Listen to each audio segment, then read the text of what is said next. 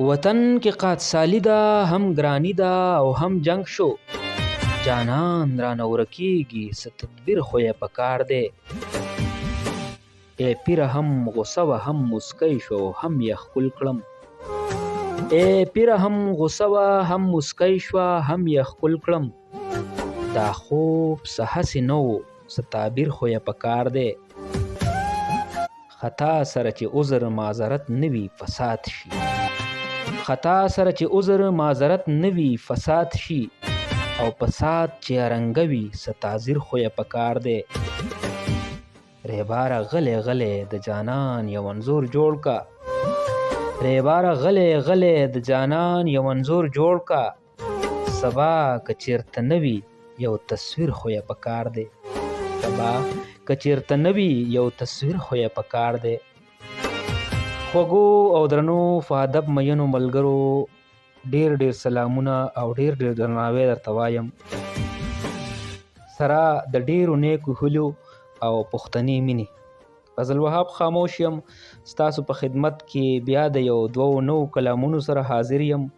هیله لرم چې خوښوئ به یې او نظر به هم را سره شریکوئ نو خوږو ملګرو دغه لومړی کلام دی چې هوښیارو خلکو په خوند او په مزه تیره کړه هوښیارو خلکو په خوند او په مزه تیره کړه مونږ په سلګو او په ګیلو د ژوند قصه تیره کړه د ګل ځواني خو لولکۍ یوړه بورا وخوړه د ګل ځواني خو لولکۍ یوړه بورا وخوړه شبنم عاجز یې په غیږ کې په قط شپه تیره کړه زما نیټه به پوره نه وه چې زه نه مړ کېدم زما نیټه به پوره نه وه چې زه نه مړ کېدم عشقه نو تا خو په ما لویه حادثه تیره کړه خود چې له تندې مړ کېدو په دې یې مه ګرموئ خود چې له تندې مړ کېدو په دې یې مه ګرموئ چې اوبه نه وې دې مزدور خپله خوله تیره کړه نه یې د فکر جمود یوړو نه د خوارو شونډو نه یې د فکر جمود یوړو نه د خوارو شونډو په منګ یې هسې د خپل حسن زلزله تیره کړه او هله مې ومنو نظر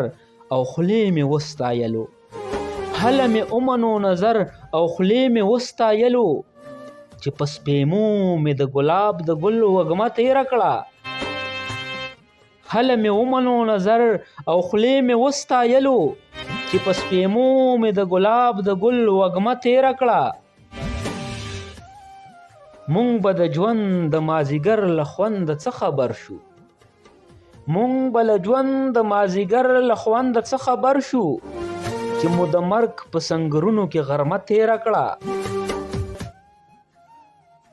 او په نیغه لاره او راڼه راڼه کلتور کې ګوره په نیغه لاره او راڼه راڼه کلتور کې ګوره خاموشه مونږ زندگی ښه کږه وږه تیره کړه خاموشه مونږ زندگی ښه کږه وږه تیره کړه خوږو ملګرو دغه دویم کلام دی چې ما په تا کولی نه شوه په غوسې خو پوهېدم که هر څومره لیونی وم خو په دې خو پوهېدم ما په تا کولی نه شوه په غوسې خو پوهېدم که هر څومره لیونی وم خو په دې خو پوهېدم هیڅ ویلی نشم پسته ستا د وصل نه جانانه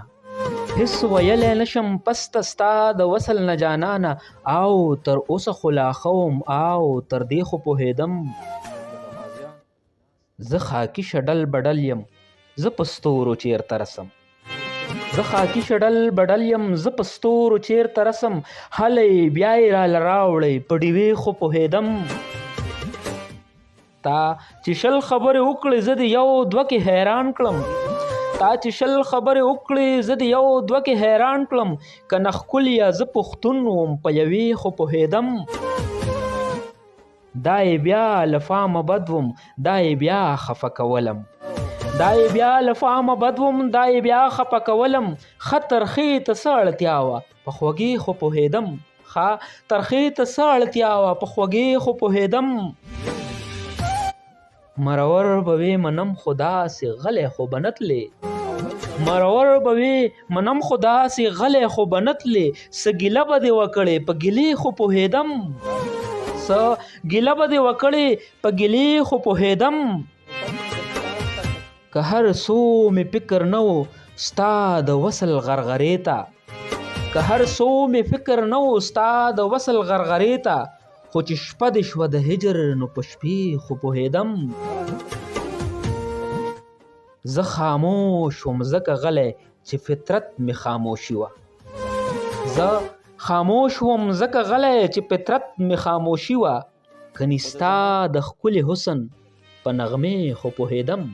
کني ستا د ښکلي حسن په نغمې خو پوهېدم والسلام